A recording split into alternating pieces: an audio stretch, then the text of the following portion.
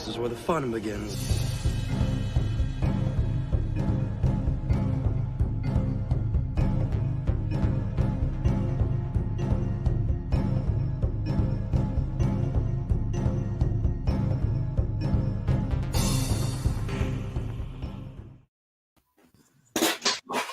Good morning, everyone, and welcome to Coffee Chat. I am so excited to be here Thursday. What is in your coffee?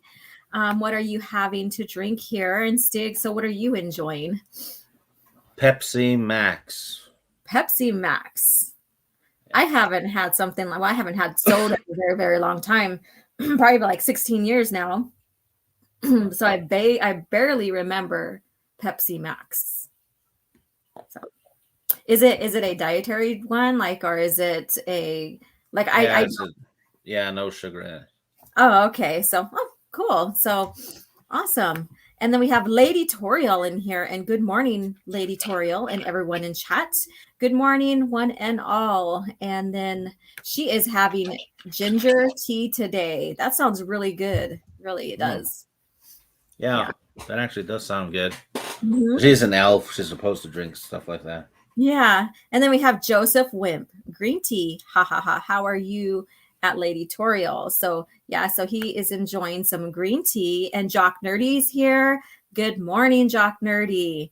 And let's see here. Zagharat 315. Howdy, y'all. And how are you doing? And of course, the always dependable Miss Martin Muses with her hand wave and her rose, which Stig says that she's slapping a rose, but I see it as a hand wave. Mm-hmm. And then Dave Myers, hey chat, how are you doing, Dave? You know, it could also be a rose that has severed a hand. Oh wow, you went kind of like a little bit morbid there. Yeah, it's Luke's hand. It's Luke's hand floating. It's Disney Lucasfilm Luke's hand floating in space. Yeah. Remember they tried to say that his hand was going to be found floating in space or something like that? Oh, they said that we're going to find it on Bespin on the surface. Yeah. Yeah. Bespin is a gas giant, so that's not going to happen. Yeah. Yep. Any solid matter is not very solid. It would have been crushed to jelly. Mm-hmm. And they also said they were going to find it floating in space too. So I was like, really? Like it's going to fall down and then all of a sudden hit atmosphere and float up into space. not burn up in the atmosphere. Right. They're so stupid. And then we have Jamie Von der Horst.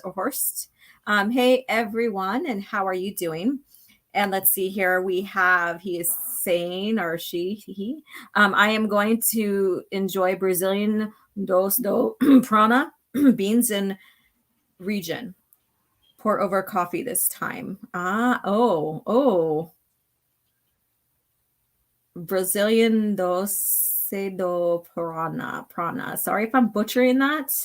I don't know what that is. Curious about that. Beans in region.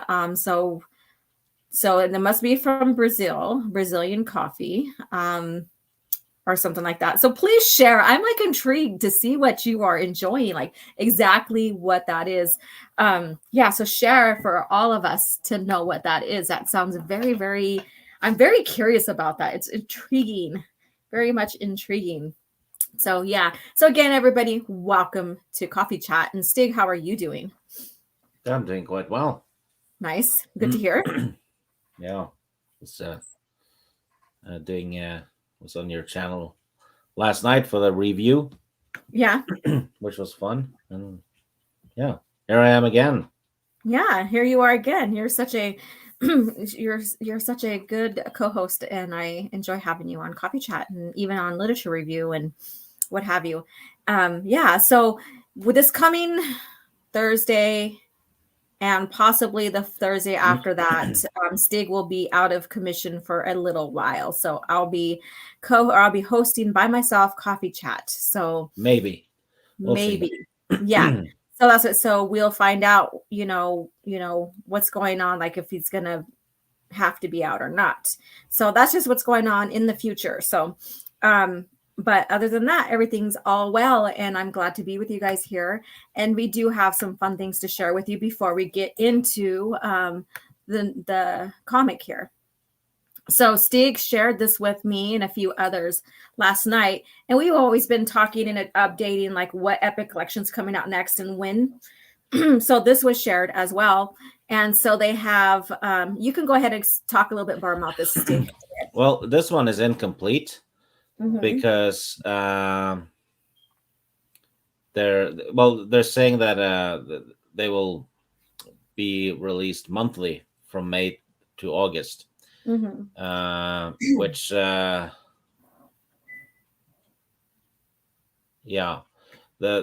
Clone Wars one was already scheduled for May, and the Menace Revealed was scheduled for August. So I guess the other two are gonna get fit in between. But there's also another one in March, which is the Legacy Volume 4, which is the last of the Legacy comics. So, and as you see on the Clone Wars Volume 4, it has the Revenge of the Sith comics in it. So that's the final Clone Wars volume as well. Yeah. I don't think the Menace Revealed one will finish, though. I think there's one left because they have to do the Attack of the Clones comic, right? And the Tales of the Jedi, it's awesome that they're being released in an omnibus, finally, you know? But it says Tales of the Jedi Volume 2, which is kind of weird because they haven't done a Tales of the Jedi Volume 1 yet. Yeah. They have done Dawn of the Jedi, which had the Dawn of the Jedi comics in it. That had a Volume 1 on it, but so it could be that it's a typo. So that the Tales of the Jedi ones are, the Volume 2 of the Dawn of the Jedi. Yeah. But that one there, the Tales of the Jedi omnibus, that one, get it fast, because that's people are going to charge an arm and a leg for it. Yeah. People are going to hoard that one and sell it for 10 times the price and stuff on eBay. It happened with the omnibus that has the Thrawn trilogy. Oh yeah. Which is New Republic Volume 4, I think, that has the Thrawn trilogy. Good luck getting that one for a normal price. Yeah. And it also, for some reason, it happened with the Clone Wars Volume 2, which has the Battle of Jabim.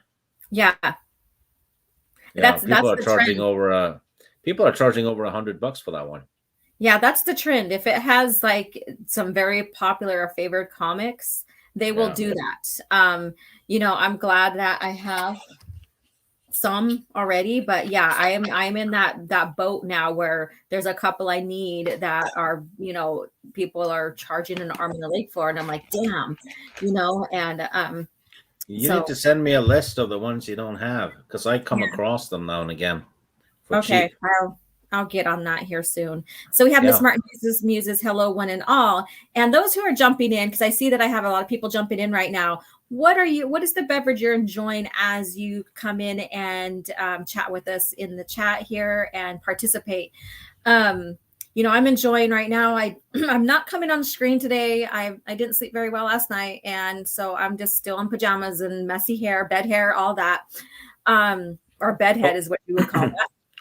Little side note. These 4 omnibuses and the Legacy Volume 4. That's going to be new content for me. Well, I have read Tales of the Jedi, but I haven't read them since I think the 90s. Yeah. Right. So I don't remember anything about them. So I'm getting 5 omnibuses next year with technically brand new Star Wars content for me. Yeah. And for the most part, they have like 20 comics in each on average. So that's 100 Star Wars comics. Right. That'll count as new content. There you go. For me. So yeah. We don't need Disney. No. There's so much Star Wars out there. There's I still haven't read Heart of the Jedi either.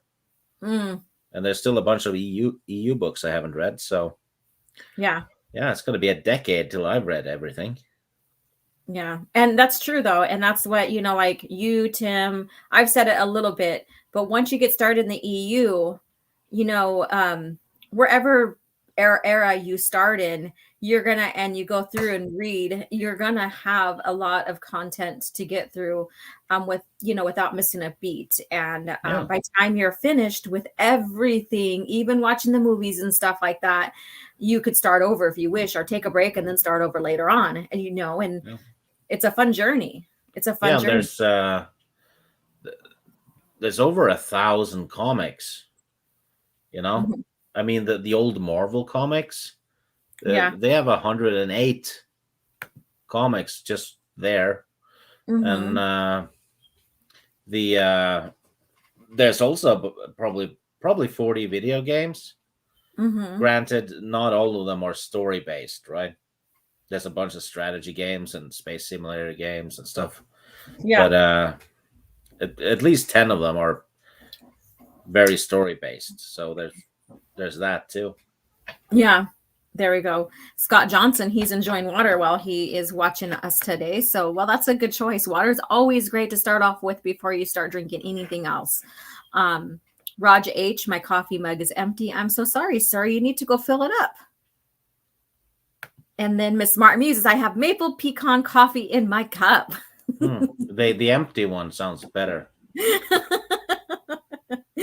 That sounds good, Teresa. That sounds good. And tails are the best of the Star Wars, in my honest opinion. Okay. Yeah, I remember liking them a lot. Yeah. And I've never heard anyone say that they're bad. Yeah, I have never either. Pretty much universally, loved, but I don't remember it. I remember Nomi Sunrider being in a couple of them, and what was his name? Ulick Keldroma. Yeah, he was heavily featured. Yeah. So, yeah. So we thought we'd just update you guys with the collections that are coming out. This was retweeted by John Jackson Miller. He was involved with the Tales of the Jedi, right? I don't know, but he wrote the Kenobi novel. Mm-hmm. Yeah. Which is one of the best Star Wars EU novels out there. Correct. Hands down, one of the best, or possibly the best, So there we go. Let me see here. Let me stop this here. And I do have a super chat. Thank you so much, Abu Nas, at $10. I'm about to get on the road now, running errands on my lunch break. Just popping in to say hi and hope you and Stig rock the spot. Stay salty. You didn't put or still salty. You didn't put Rogue One in the list, but it's cool. Love ya. You have to bring that up. That what they asked for the best Star Wars movies, but I also added a fan film and also the EU and TV shows and cartoons. Disney is not Star Wars. Disney Star Wars is not Star Wars to me. Sorry. I have a message for Abu Nas. Right. Okay. I hope you're listening, Abu Nas. Here's the message. Fuck Rogue One.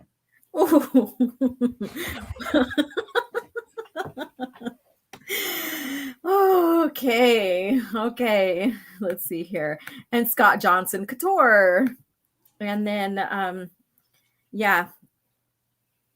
was Kevin J. Okay. Yeah. So it was Kevin J. Anderson and Tom Beach. Okay. Yeah, that's the guy who wrote Dark Empire. Mm-hmm. Yeah. And Dad Man Walking 55. Good morning, afternoon, all. No coffee, but really big Coke. Okay. A really big Coke. Oh, and it's funny. We were kind of laughing about how now Coca-Cola is now, canon in Disney Star Wars. If you guys did not see that on Twitter. Yeah. I just got to laugh. They have lightsabers now that only shine one way. Did you see that? Yeah, they only shine one way. It's like a flashlight. Yeah. They could just...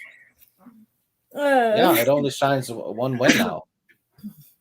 I don't know. I was like looking at that and I was just cracking up because I'm like, at this point, it's just like it's everything's a meme now when it comes to Yeah, it's from the brilliant minds that put moisture evaporators next to waterfalls in that game. yeah. So I'm like, yeah, smart move. Mm-hmm. It's like Why seriously, not just use a bucket? because they're not that intelligent. I can't believe that. Okay, so we all know what moisturizer evaporators are, right? And why they're used on such a planet like Tatooine, right? Because water's needed. The water is not common there, if at all. And to have one next to a waterfall defeats the fucking purpose of it. Yeah, it's like building a well next to a very clean river. You know? Yeah. I'm like, seriously, you guys are just idiots here for, like I said, they're a meme now. They're a meme. You could probably find stupid stuff in the movies, stupid stuff in Rogue One. I said it, Abanas, stupid stuff in other stuff. We did see, Mandalorian with some quite like, the droids basically. Yeah. Speaking of stupid droids, Matt Wilkins is in the chat. Oh my God, this could not happen. Just hello, chat. Hello, OG Star Wars. Stig. Yeah, he left a message for me yesterday on Teresa's stream. I was told. Yes, I heard about that. Oh, that's hilarious, you guys. Okay, Vertical Horizons. The Vader scene is what everyone liked about Rogue One, not the actual movie. Take that scene out. It's very boring and forgettable. Mm-hmm. Yeah, and that scene is a massive plot hole. Mm-hmm. Yeah. And then Abunas, hope all you guys and gals in the chat have a good day. Thank you, Abunas. You're so kind. And then Dadman, oh brother. And then good morning all from Johnny Ohm. And then Matt Wilkins comes back with an LOL. It's not LOL, it's a TIE fighter. It's a TIE fighter. He's coming in with his TIE fighter. Yeah, he drew a TIE fighter. Little. Oh goodness.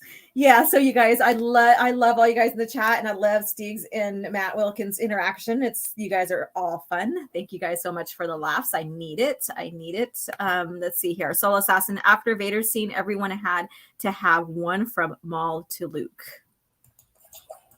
Then you got a point there. If you liked it, you liked it. That's fine. But, this is how some people see it, and that's fine too. Scott Johnson's, I thought the Rebel fleet scene in Rogue One was kind of cool.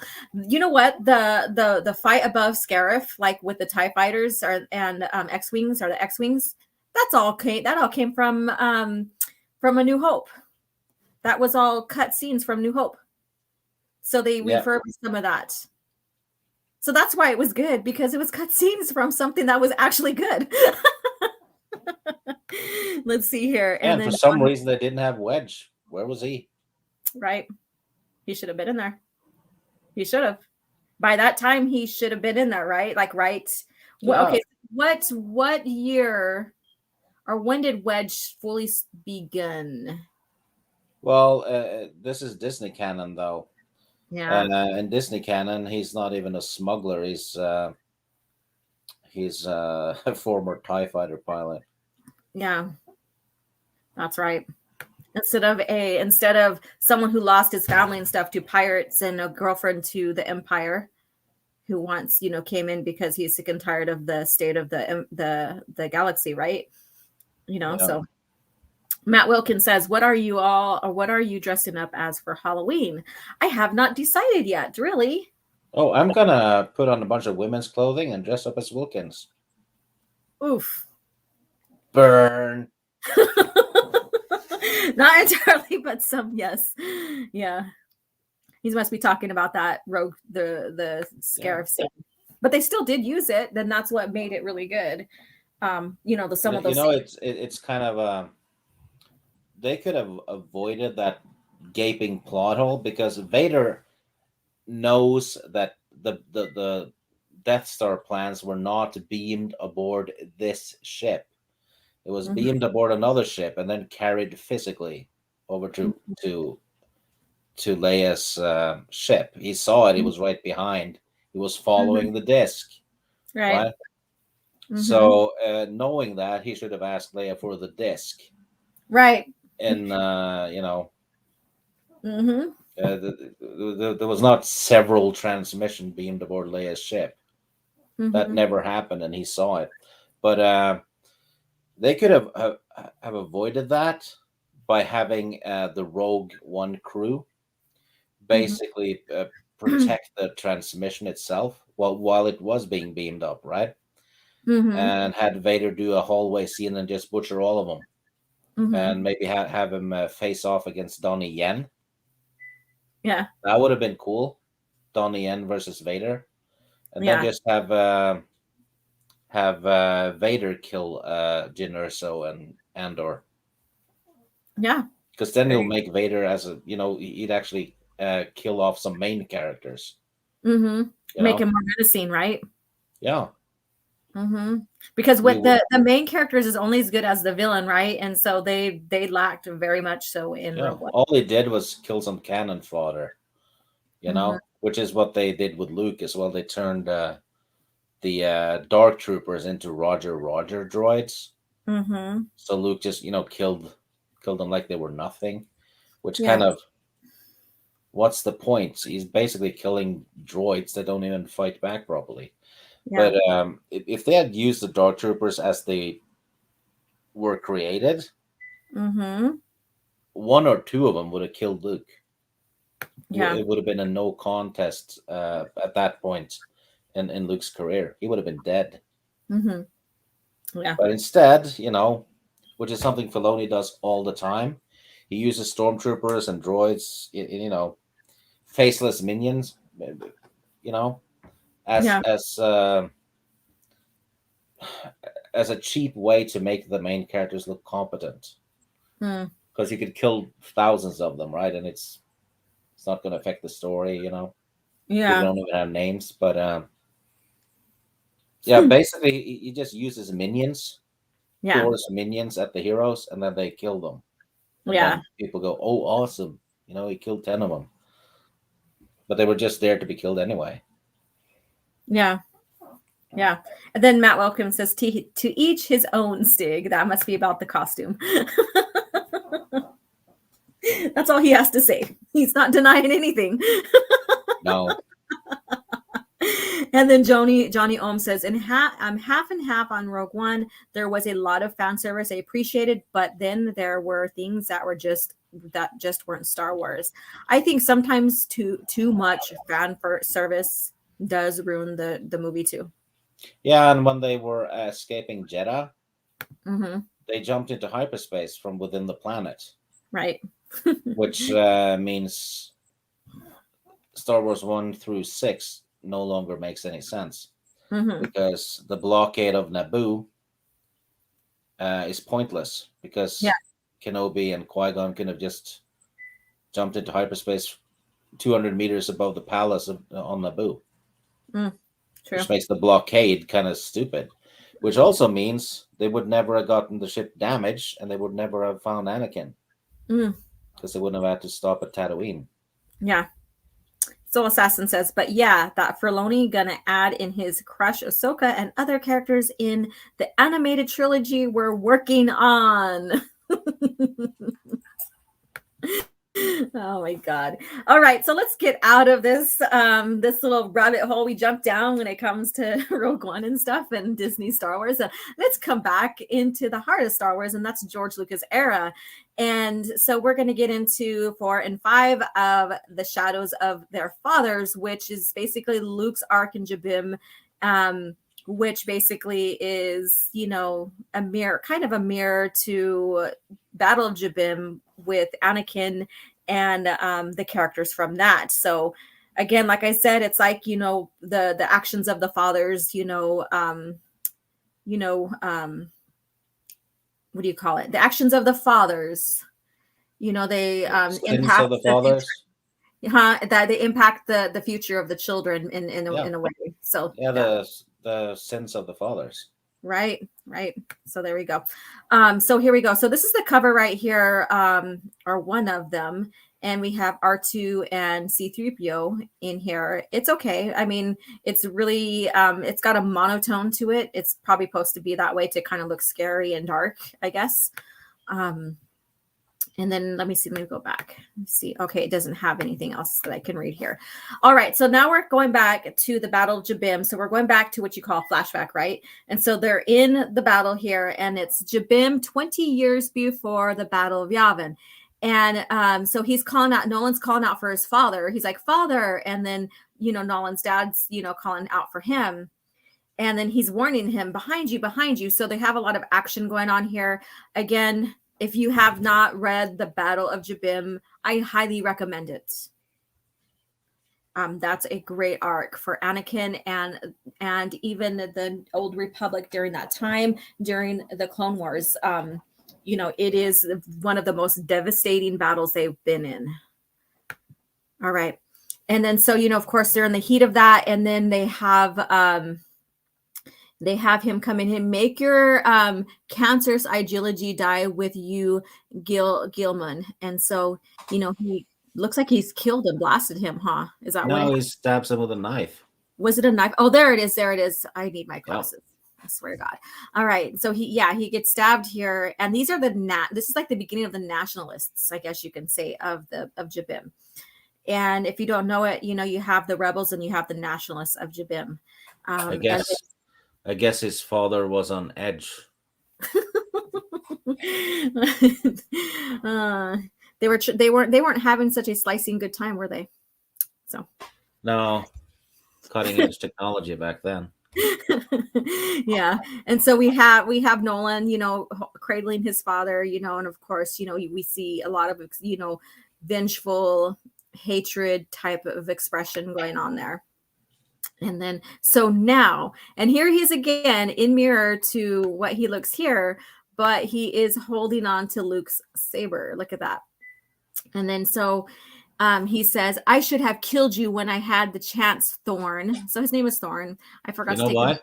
That line is one of the most overused lines in fiction and movies and everything. Yeah. I should have killed you when I had the chance. Yeah, you probably can nail that down to any one of them, huh? And yeah, I mean, it's a line used so many times in movies and even in westerns, right? Mm-hmm. Yeah. Good point. All right. So basically his name is Thorn, right? And so when have you ever had the chance? You've tried to create the opportunity repeatedly, but your lack of follow through undermines you every time. And he says, if you'd respected our ceasefire or acknowledged our peace treaties, we wouldn't be here. Interesting. You know what? I hope one day we will see someone who kills someone when they have the chance. I finally had the chance to kill you. Yeah, just do it right away. Oh my God. I finally had the chance to kill you. Hallelujah. No, I'm joking. All right. So now you're too late to save yourself. And he's all, hold on to this. Find out if it has a black market value. So they're going to go ahead and put Luke Skywalker's are actually, yeah. It's going on eBay. Yeah, it's going on eBay. Yeah. But look at this. Okay, so this right here looks like his original one, not the one that of his father's. And we're at a point of time where he's supposed to have his father's. Yeah. Right. I guess so. I think so. Wait, I have to look at the time frame for this because it maybe not. No, this is before before he loses his hand, right? Oh yeah. Okay. It's way before Empire Strikes Back. Yeah, because look at the saber. Okay, I'm gonna zoom in here because it's like, am I seeing this right? Let's see here.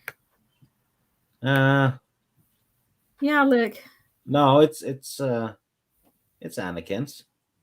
No, because it has the rings right here. Anakin's is smooth all the way through, and then he has the grip towards the bottom. He doesn't have those rings. See, there's no grips towards the bottom here. Yeah.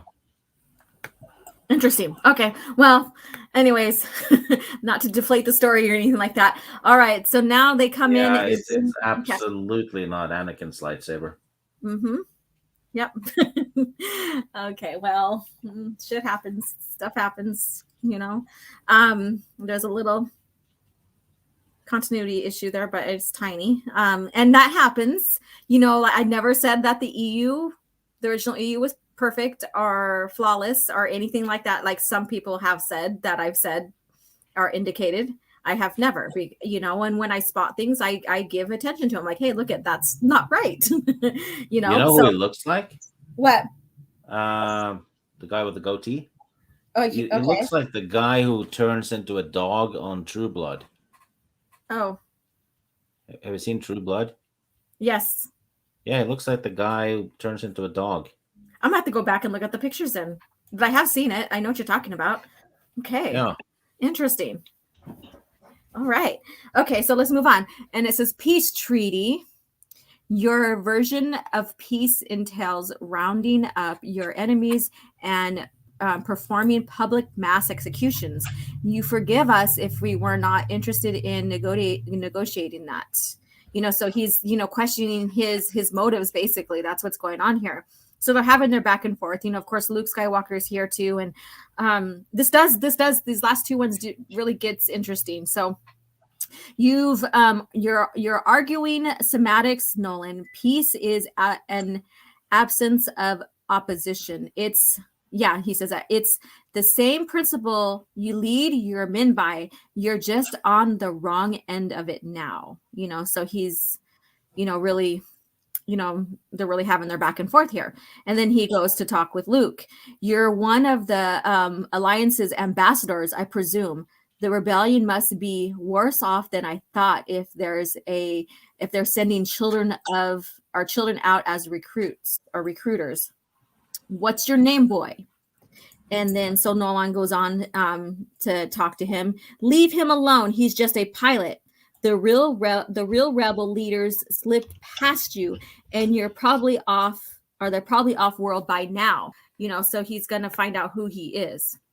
And we find out that Luke is, you know, a bit naive in this, you know, and as he should be, because he's still a bit green, you know, and learning his place in the rebellion, right? I put a link to the guy in the private chat. Okay. All right. I'll check it out in a little bit. All right. So Luke goes on to say, and mind you, every time he mentions who he is, it just gets him into deeper shit over there on Jabim, right? My name is Luke Skywalker, son of Anakin Skywalker. I'm here to finish what my father started. And then so he says, oh, really? And what would that be? To completely crush the population spirit? And then he grabs Luke's chin, and Luke says, I'm here to liberate Jabim from people like you. And then so he goes on to say, if you came to walk in your father's footsteps, you're doing a marvelous job. Anakin Skywalker set Nolan and his loyalists on their downward spiral, and your presence here has completed that cycle. Your father would be proud. You want to add to anything to that, Stig? Or you just want to No, well, it's from a certain point of view, isn't it? Because right. Anakin didn't want to quit. No, he didn't. He got called back and had to follow orders. Right. There was hesitation, and then through his frustration and through their banter back and forth, he ended up, you know, choking Nolan's father. That's where we started seeing some more, you know, like dark intentions happening within Anakin, you know. Okay, then Luke Skywalker goes, my father was a hero. And then so he counters Luke with, oh, I agree. Behind closed doors, we all regard Anakin as a champion of the nationalist cause. You know what he should have said? He should have screamed, no, that's impossible. No, that's impossible. And then so he goes on to say, if he'd chosen to stay, if he'd not relented to his masters, if he'd decided that Jabim was worth fighting for, our situation would be drastically different. I have no doubt of that. Oof. So there's a lot of crap going on just in this conversation. And then he continues to add to Luke, or say to Luke, but he didn't. He realized what we already knew, what you'll learn if you stay long enough. Jabim is a lost cause. The sooner you accept this fact. And, then they start talking here, he says, or whatever.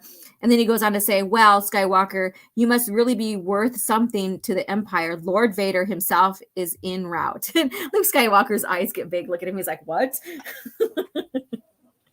If he couldn't be in deep shit, now he's into it now further, And so now we have the ladies here, and they're off to try to get back to the Falcon and try to help out. As I recall, I'm going to look at the chat right now. So, and then Keck is here. Hello. And then the bar owner dude. Yeah, it's from True Blood. Mm-hmm. Yeah. And let's see here. And thank you guys, everyone who's coming in. Kitty Bear Crazy Dutch Bastard. Why, hello. That is a mouthful. Good evening, all. And good evening if you guys are jumping in. It's pronounced bastard. Bastard. Yeah, you need to watch Game of Thrones. Yeah. Bastard. I with the kind of ending it had, I decided. Oh, yeah. Don't watch it. Sorry. Don't watch that shit. It was great for 4 seasons, and then it went Disney Star Wars. Yeah, that's what I heard. So I was like, yeah, nah, get the books. Get the books. Okay. All right.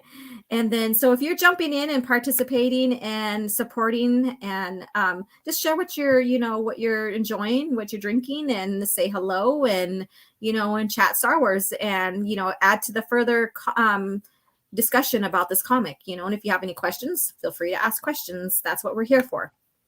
And then my fractured but whole. Hail Stig, my favorite Swede. He is throwing some punches there. All right. So again, like I said, we have the ladies rushing off, and meanwhile, several kilometers away, having narrowly eluded the Imperial raid on the Loyalist headquarters, Princess Leia and Nira Dantels rush to their ship, the Starduster. Excuse me. Though escape is not their first thought, not while their friends are still in peril. So they move, pushing against exhaustion and resisting the fear that they'll be too late to rescue those they care most about. So they're off. Interesting that the women's ship has something to do with cleaning. The name Stardust. Duster. Starduster. Yeah. I don't know. I didn't correlate that, but yeah, I guess it's like the galactic dishwasher. Or,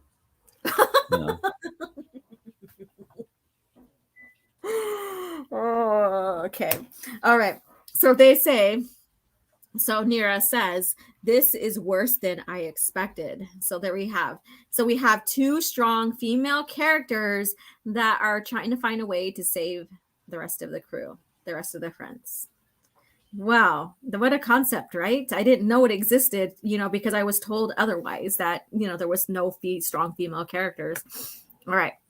So it goes on, knowing that their situation grows bleaker with every passing moment. And then we have the AT-AT here, or it's a walker, sorry, and ATST.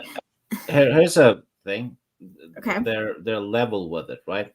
They're looking straight at it, and then in the next screen, it's gotten down that cliff. Yeah. How did that happen? I don't know. They should have been. It almost looks like they're looking down at it, but who knows? Good catch there. It's like the perspective is a little off there, I guess you could say. Yeah. Yeah, because it looks like they're on the same level. Yeah. Should have been a little bit tinier. They should have been looking more down at the top of the roof of it than anything else. Yeah, and the angle of the cannon mhm. doesn't match where the explosion hits either. It's they're looking at it from behind, and so it's shooting from behind. So, but yeah, I No, think no, I mean in the second picture. oh, okay. See? Why? Yeah. All right, Because let's see. the cannon isn't aiming where the impact is. Mm-hmm. Yeah, it's like it's shooting forward, but the thing's going down. Yeah. Yeah, that's kind of weird. All right, the Starduster should be right here, which means R2 and 3PO are probably pinned down in one of those trenches. And of course, we see them down here. And then we go on with Nara says, for once, their troublemaking might work to our advantage. And she says, well, the imps are occupied with blasting our droids. And then Leia says, we can sneak past them and get your ship back. And so they're planning here, and there's the Starduster. So Nira owns Starduster. I'm getting that. And then we have a bored stormtrooper here. He's just either he knows they're coming and he's standing behind where they can't see him, or he's very bored and just has his arms crossed like nothing's going on. I don't know. Let's see here. We'll find out. Oh, they did get past him, so he had no idea. Maybe he was sleeping. And they moved behind him. Well, I know what he's here behind here, and they're coming in, so he doesn't see them. But he has his arms crossed. At first, when I first read this, I thought, well, maybe he knew they were coming, and so he hid behind here and was going to shoot at them. But then when you get to the next page, they get in successfully. So, yeah, that's why I'm joking around about him looking like he's asleep. They're doing like weird perspective stuff in this comic. Yeah. It's like the artist is struggling with depth. Yeah, depth perception. Yeah, depth perception. Yeah. All right. So, and I don't have the name of the artist, the comic artist here. I forgot who it was now. I'll look it up later. And then so Nira says they won't know what hit them. And then so, she looks like and this right here, he's shooting, looks like she, blasts them with the ship. And there you have it. So all you see is legs now. And the stormtrooper looks like underneath. With everything blown off like that, the with just the legs left, it's not functioning anymore, right? Because the engine is gone. On Star Wars Rebels, they sat on top of an ATSD like that and drove it by pulling the wires and shit, even if the engine was off. What? Yeah. Wow. And then so Miss Smart muses, and Stig, you'll like this. Cinnamon vanilla is now in my cup. And then Kitty Bear, crazy Dutch bastard. I wonder who flies the ship, the kitchen, the soup kitchen. There you go. And then Dead Man Walking, or Dad Man.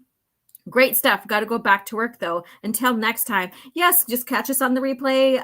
Again, this is a great comic. And I think, like, even if you didn't read Battle Jabim, I think that would be a great way to go back and, read it or revisit if you have before. Let me see. And then Soul Assassin, have a great one. Yes.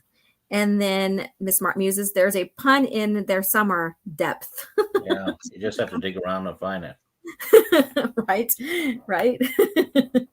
All right, let's go back to here. And so again, we have all this action going on here and stuff. And then so Leia says, I think you missed one. And then she goes, funny. So I guess that was attempted humor in the comic, I guess. And then Leia's obviously climbing to somewhere. See if you can locate where Luke and Joran are being held. I'll go pull R2 and 3PO out of the mud. The Empire knows we're here. Okay, so she's going to go get the droids. And lo and behold, there they are. So this is okay. I like, for some reason, a lot of the comic artists get the ships and stuff like that, and this perception in space is not as a problem than it is like if it's a planet and it's in structure, and stuff like that. What I'm getting with this comic. Let's see here. So let's not make it any easier for them to find us, Leia says, basically. And so we have Vader coming in. And I shared this picture on Twitter last night. And I thought it was like, if you're familiar with Battle Jabim, you would really, really understand what this means. And so it says, Jabim, a lifetime ago, he lost a piece of himself on this insignificant world. So... and just a little bit, just that little line there, that sentence kind of like is a deep one, especially if you understand what happened at Battle of Jabim with Anakin Skywalker. And so that must be very hard for Vader to revisit Jabim, because then it's reminding him of his former self, and he didn't like going to places that stirs the feeling of Anakin in his past and stuff like that, so. And then it goes on to say, it's one of the few places to which he vowed never to return. Fate had other plans. Yeah, one of the other places is Tatooine. Right. Mm-hmm. Exactly. And then if I will probably just watch people's reviews, but once the reviews start coming out for Kenobi or Obi-Wan series or whatever you want to call it, if he ends up going to Tatooine, that's bullshit too. I'm sorry, it's bullshit. People are gonna cheer for it blindly just because Kenobi and Vader are in it. That's all it takes. Yeah, well, they already are. They already are. And they don't care about the discrepancies. It's gonna get praised left and right, just because people get to see their favorite toys on screen. Right. But it was what happened with the Mandalorian. Mm-hmm. Yeah. People like, oh, Boba Fett's in it. Cool. Nobody asks how he survived. Yeah. Or right. And then when they realize how they survived, they're like, well, George didn't have him survive. I'm like, are you fucking kidding me? You do not know the story then, right? He's the one that brought him back and allowed him the Boba Fett fan club. Right. Didn't know that it had been canon that Fett survived.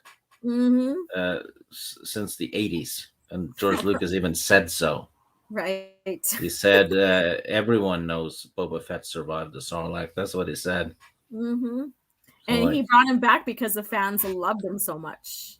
Yeah, and the Boba Fett fan club, which has a blue check mark on Twitter, didn't know it. Yeah. And then they go and say it's non-canon that he survived too, on top of that. At the time. I'm like, really? When the creator himself says that he survived, I think it's canon. So it's a bunch of bullshit. So let's go on. And so his officer says, the shuttle from Jabim has arrived, my lord. Weave. And then, he gets caught off here. And then he goes, bring them to me. And then so he has the two prisoners here. I've held up my end of the bargain. And so he has one of the rebels, and I forget his name now. I haven't went back to it. Yeah, the guy that was with them. I think he was a tech guy or something. His mathematic tech guy or something like that. Yeah, maybe his number is up. Right. And then I forgot his name too. But anyways, and so that's the traitor. That's the traitor, right? I know. And then so he's, you can already tell and stuff. And then so he says, now it's your turn. Or our agreement was for Skywalker. You fulfill your agreement with Vader, darling. We already know that. That's established in the lore. If you did not follow through, your life is at stake. So, and he goes, he's on the surface. Your men will have him shortly. This one can be of use to you. He knows more than where the Alliance fleet is hiding. He knows how they're hiding. And then he goes on to tell Vader, and look at how he's crouching down and Vader's looking down and like, that is so sad. That's how much fearful people are of Vader, and so on. So, and then he goes on to say, Jabim means little to the Empire now. We've delivered the rebels to you. Now it's time for you to get out of our planet or give our planet back to us. Oh, he's really talking bold to Vader. He's got some guts there. And then meantime, back on the surface, and then R2 says, I told him we should have stayed put, Your Highness. His processors need overhauling. Of course, they're always, going back and forth with each other. And then Leia says, we'll have him checked out when we get back to the fleet, 3PO. R2, thank you. R2, think you can get out of there. And then, they woot and everything and, and all that, and they get them out. And so the droids are rescued. And then the TIE fighters and X-Wings come in. Come on, you two. We don't have time for this. And then, our C-3PO, Your Highness, behind you, an Imperial fighter. And then she looks up and sees the X-Wing there. So we have this chase here. So looks like Wedge and them came down, are pursuing, So Rogue Squadron, not Rogue One. Yeah. So, and there we go. Yeah, it's Wedge and Hobby. Mm-hmm. Yep. And then she says, Hobby, Wedge, we didn't think you'd make it. And then that's, of course, you can tell that's a good drawing of Wedge. You can tell that immediately. Oh, yeah. Awesome. Yeah. Very she good. Looks great, too. Yeah, she does. She truly does. We almost didn't. The situation deteriorating Dantel's time to pack up and pull out. Phrasing. But Dantels is one of those characters that went nowhere. I know. Because comics got canceled when the takeover happened. Yeah. So in terms of EU, these comics are brand new, basically. Yeah. They're from right before the takeover. So yeah. We don't know what happens to Dantels at all. Mm-hmm. Yeah, I have to go through and change again. The power outage made one of my detectors just go a little bit crazy.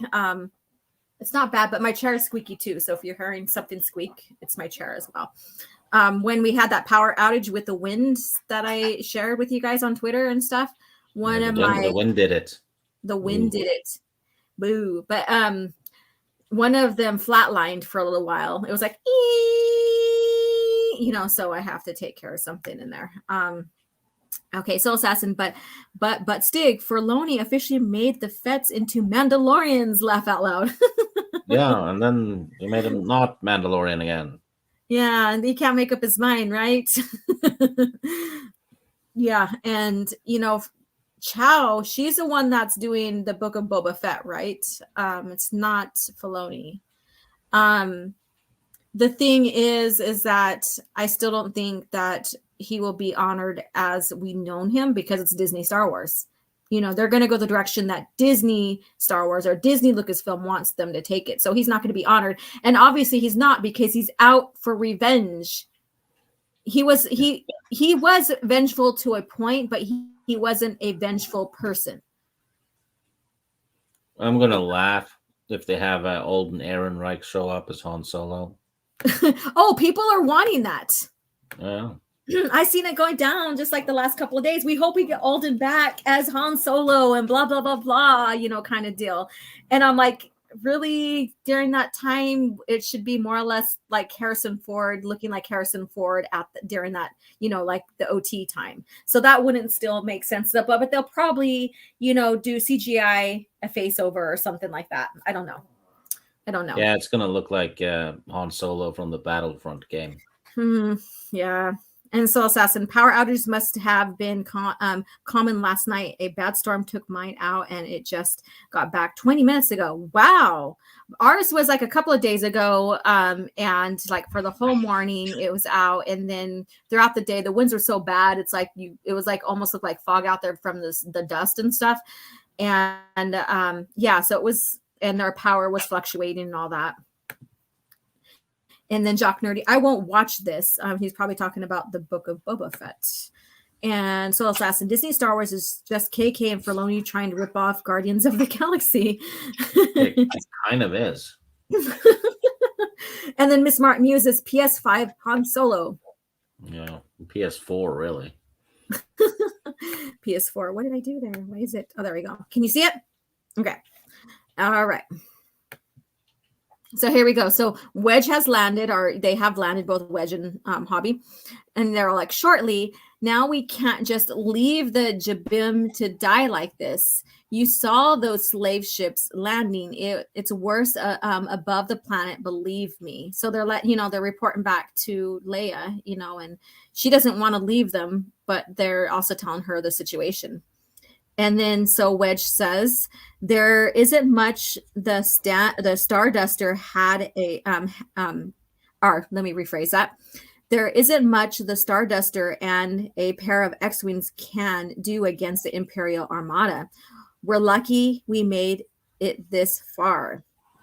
And then Leia says, we can hold out long enough for reinforcements too. And then Nera says, no, Antilles is right, Leia. When the heat's off, we'll come back, but for now. So again, they have to make that decision. So we're kind of like repeating a little bit of like Anakin, having to, take his orders and leave at the time, and that's rough. That's really rough. Jabim, man, they just can't get the help they need, right? So now we're back at Vader's fleet here, and we have to cut our losses and get you out of here before things get any worse. And so that's what she continues to say. And then they say to Vader, my lord, we've confirmed that Skywalker is in Nationalist custody. We've also received the locations of all rebel strongholds on Jabim. Our turbo lasers are locked and ready. And then look at he's remembering. You see this flashback here. That's Nolan's father. And you leave us here to die. Run back to your republic. We will not forget your betrayal. So that's rough. So he's remembering. And we know that Vader does not like to recount anything that, of the past that deals with Anakin, right? And then so he goes on to say, inform the slave ship. Give them a limited evacuation window. Bring Skywalker to me, then fire at will. That's rough. Scorch the surface until nothing is left alive. Wow. That's a bad drawing of Vader, though. It is all off center, isn't it? Yeah. It looks like it's bent and yeah. That one's really bad. Yeah, because we have the helmet up here that's further above, then it's further below. So it's I'm trying to figure out if they're trying to make him tilt his head kind of in a sense, but then the eyes don't translate that at all. Yeah, it looks off, really off. It looks because way if they're better. trying to tilt the head, then this eye should be a little bit further. Then that would make sense. And then, you would have a part of the helmet a little bit lower, as in but yeah, it is. You can even see a little bit of sketch here. Yeah. And the chain is going sideways too. So, but the eyes don't indicate like a bent in the head, like being authoritative, kind of looking at people or whatever. But yeah, it is bad. It is bad. So he says, what? And then Vader goes on, you're right. Jabim is of little importance to the Empire now, but it has great value to the Alliance. And then he says to Vader, but you'll kill everyone down there. So so this is what happens when he kind of goes against his own people, right? And then Vader goes on, perhaps you'd like to join them. Oof. Yeah. I mean, look at the helmet itself in this picture. It's way bigger than in the other one. Mm-hmm. I mean, it changes size and yeah. He's probably trying to make it look like he's menacing and like he's way taller. Well, we knew that Anakin was tall, right? And then plus in the suit with the boots and stuff like that. But yeah. So I've noticed that getting the dimension of Vader, right, in these comics has been a struggle for a lot of the artists. Yeah. And so that's too bad. So let's see here. Let's go here. Kitty Bear, I watched Mandalorian besides the stupid canon breaking stuff. I really hated the stupidity of things that happened. Yeah. Let's see here. I thought the dumbest one was when they had Pedro Pascal remove his helmet and get his face scanned at the Imperial facility, and that gave him access to restricted information. I'm like, what kind of security is that? All you have to do is prove that you have a face. Mm-hmm. You know, it wasn't a face recognition thing, because then they would have realized, yeah, that guy's not a stormtrooper or an Imperial. Right. So it's just prove you have a face. Yeah, just prove and you have get a access. Yeah, and then you get full access to restricted information. Yeah, and Din, he is unknown, so that would been a very big security breach and alarm, right? Because he's not known at all.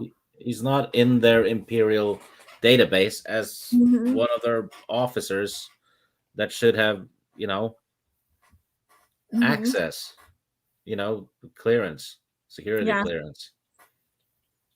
Just, prove you have a face, and that gets you everything. Yeah.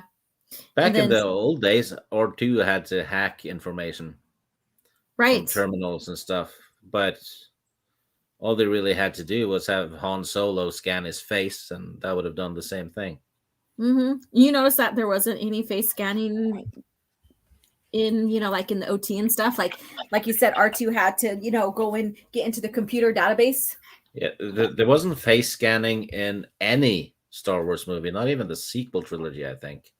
Yeah, I don't know. That was weird. I think they got themselves into a corner on like how should they access information instead of making it more interesting. Like, what was it when they were rescuing Tom Card in the Thrawn trilogy? I remember Mara, because she was the Emperor's hand, she knew some security codes, but she had to sneak in, and it made like for a very very fun scene of her sneaking in and using the code that still was inside the database of the emperors and accessing information that way. And then Thrawn catching on and cutting her off and stuff. That made for a much better kind of scene than, someone who's a nobody going in there and scanning his face.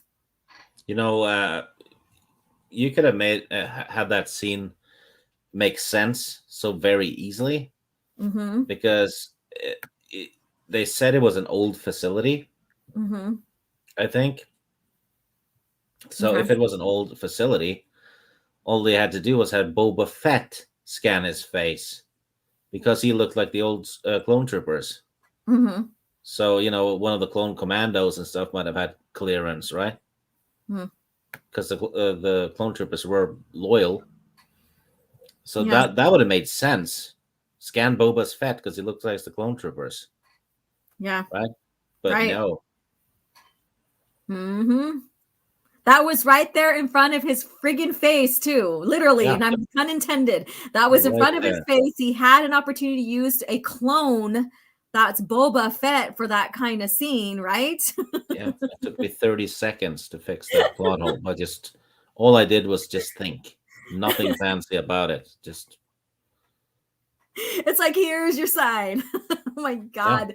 That is just sad. And people still, I remember seeing you argue on Twitter about that with someone, and they still denied it, or they still kind of walked back. Well, it's still good. Yeah. There's no plot holes. It's still good.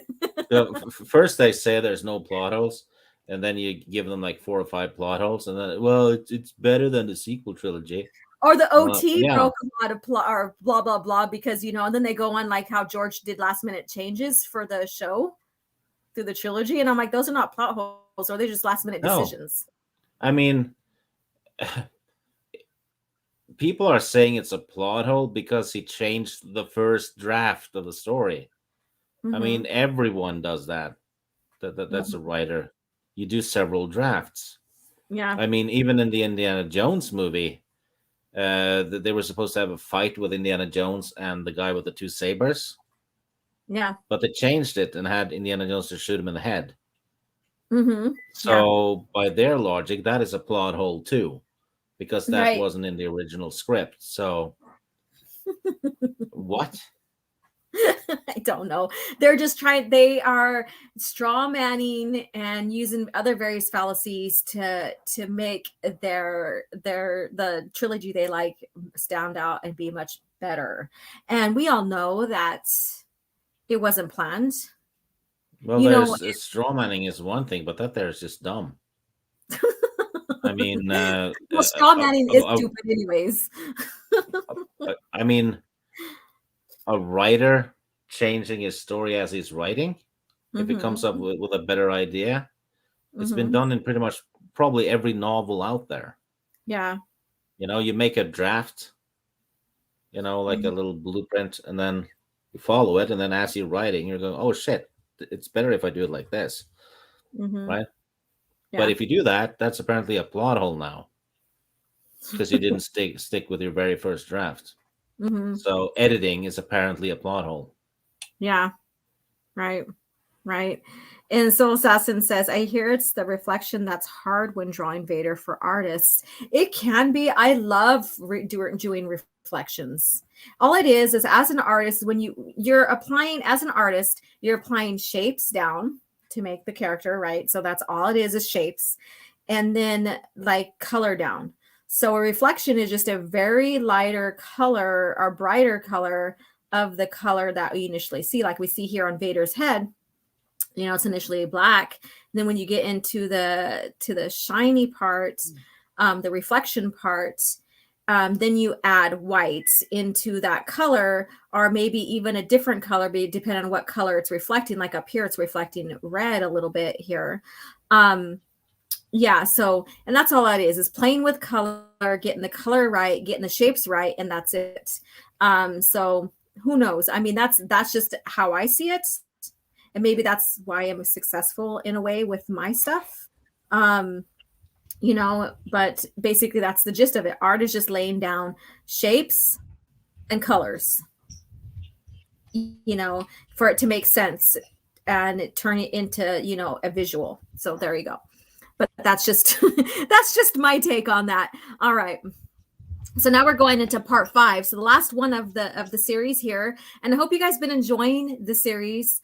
I will probably, when I have a chance to sit down and do it, is I'll probably put these on PDF. I'll put the Shadows of Their Fathers and the Battle of Jabim. I'll put it on PDF and put it into a file all together, you know, and have it together. I mean, that's, you know, I can't sell or anything like that, but, you know, at least having them together for myself and stuff like that, you know, and having the story together would be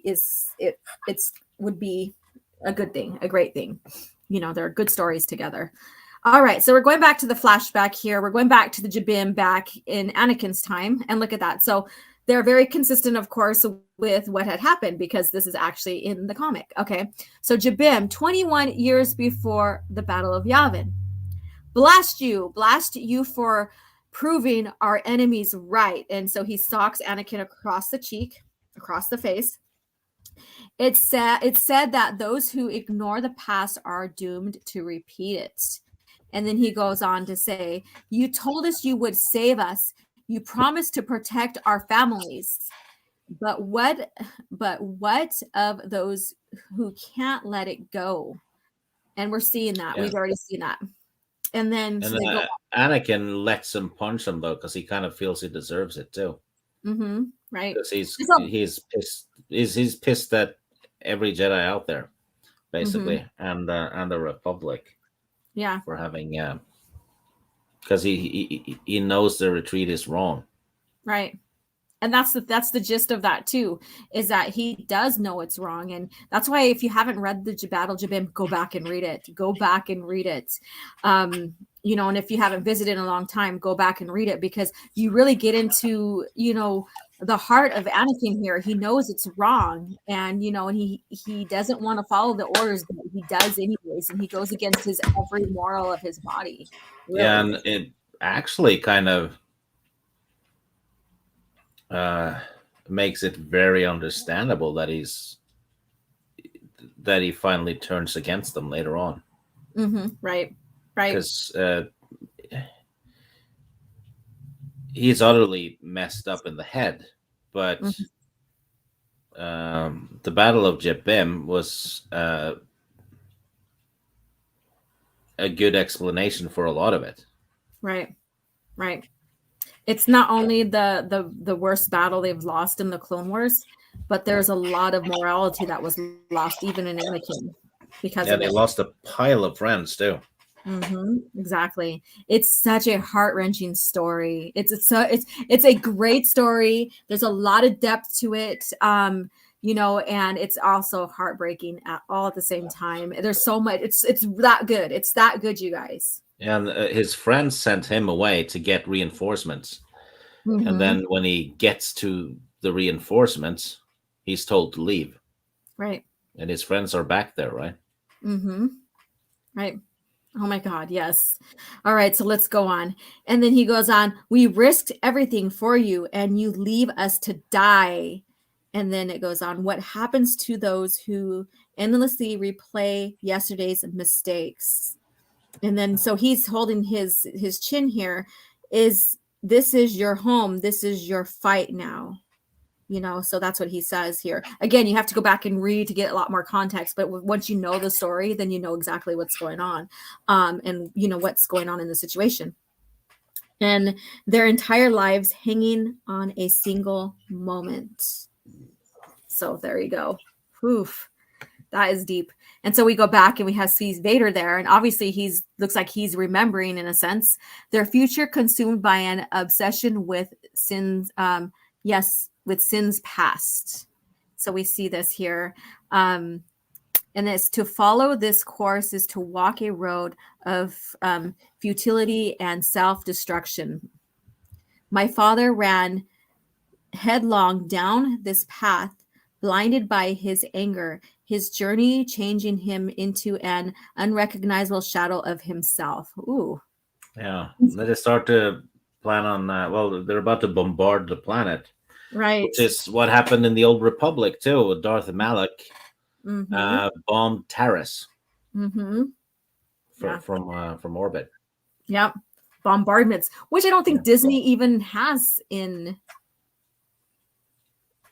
Do they have bombardments? Does anybody know? Because they could have done a friggin' bombardment on on the Salt Planet, not Hoth. If you think about that, they could have just friggin' done a bombardment and just blasted them with inside their base. Yeah, and they surrounded the Salt Planet. Yeah. Yeah. How did Rey get past what happened to the surrounding ships afterwards? Right. They were just gone. Yeah, you would have think that they would have, blockade any way to get off or out of the planet area, and so how would you have came and gone so easily? Yeah, they were just gone. Yeah, it was just Rey just flew in and picked up people and flew off. So I'm like, that wasn't much of a blockade. No, and like I said, they could have did a bombardment from the atmosphere right there, like we see right here, and that would have been the end of the resistance. Yeah, they could have just bombed that little mountain thing they were in. Right. Oh yeah. So we could just sit here and tear into that all day, I bet. But let's go on. Get those slaves on board. Our evacuation window is about to slam shut, and we do not want to be here when that happens. So they know that there's going to be a bombardment. They have a small window time frame. I'm pretty sure he understands Vader very well, so that once that time's up, he's like, I don't care if you guys are still down there, you're gone. That's how Vader is. they're getting away with a lot of slaves too. Look at that. Yep. Kind of odd that all of them are wearing the same thing though, but yeah, that's just probably to recognize the people, and this is their customary garb of the planet, I guess you could say, or of the region or whatever. Who knows? All right. So unlike my father, I've heeded history's warnings, avoided his missteps, learned from his errors, and altered our fate. Haven't I? So that's, that's Nolan. He's talking, and he's talking about his father, but it sounds like Vader, if you haven't noticed that. Yeah. So that's, it kind of sounds like Vader, kind of in a sense, because he's like, my father's now dark and cloaked, kind of in a sense, what he said. And then, you see Vader standing here. We're not talking about Vader. He's talking about his father. No one's talking about his father in this. All right. So let's go. Loyalist headquarters, not far away. So we have Luke Skywalker and Nolan here, and they're prisoners. Have I let my own obsessions blind me? Am I walking the same dangerous path? So that's like Nolan in his head, basically. He's pondering all this. And then so we have this, sir, we don't have time for this. The empire's given the order to fire. We're supposed to be in transit now. And then he goes on to say, stay calm. This won't take long. And then he goes, yes, Governor Thorne. And then so it goes on. And if so, is it too late to change? So that's Nolan's thinking again. Is my destiny already written? And so Nolan says, you want to what? What's a mind trick? So Luke's like, I'm going to try a mind trick. So here we go. So I can do this, Nolan. I know it. Just get me close enough to those guards so they can hear my voice. And so they continue to walk, I guess, and I'll take care of the rest. Luke, and then he says, I appreciate what you're trying to do, but if we're to survive this, you need to focus. And so we have it here. All the focus in the world won't save you now. Come here, boy. I want to show you something. And so Thorne continues to say, you said you came here to finish what your father started. I wonder if you truly understand what that means. So there we go. And then, so he goes on to say, Anakin Skywalker passed judgment on Jabim.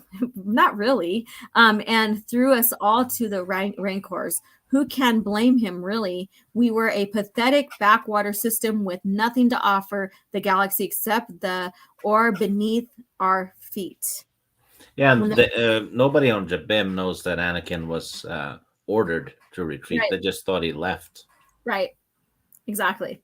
And that's why, they were so pissed off at him, because they didn't understand that Anakin was he was stuck in a rock and a hard place, right? So he had to, he was a Padawan during that time. He wasn't a master. He didn't become a master until a half a year or so before Return of the Revenge of the Sith. Not a master, but a Jedi Knight, you know what I mean? And yeah, he was knighted.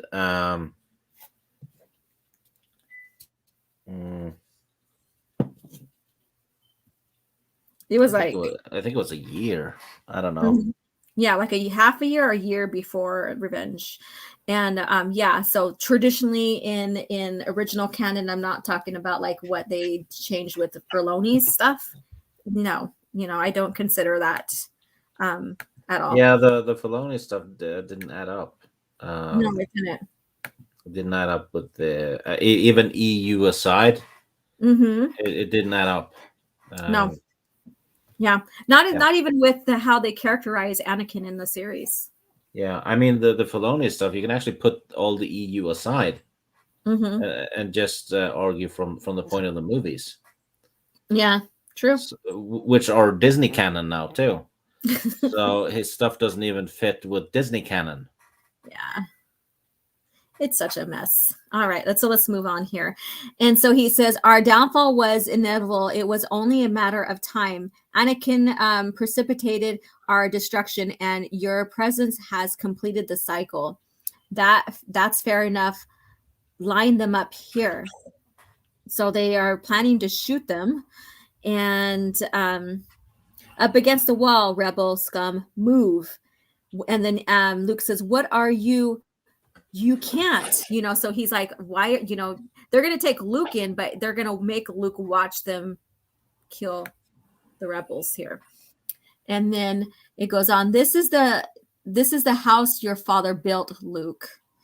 And so we're getting into like, the reflections of the sons versus the fathers here, So this is the legacy you've been left. Your father you would be proud of what you've accomplished here. So he's saying, because you're here, it's your fault that these people are going to get shot down.